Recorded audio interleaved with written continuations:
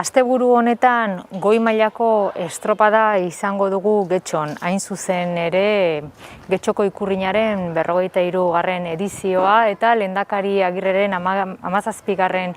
edizioa ospatuko dugu. Bertan emakumezkoen, gizonezkoen eta nagusien estropadak izango ditugu Getxo arraunen partaidetzarekin. Egindako lan guztiagatik, esfortzuagatik eta elkarlanarengatik Getxo arraun taldea zoriondu nahiko nuke. Covid garai honetan ez baita erresa horrelako ekitaldi bat antolatzen. Baina mesedez jendeari etxetik ikusteko eskatu behar diot, telebistatik ikusteko.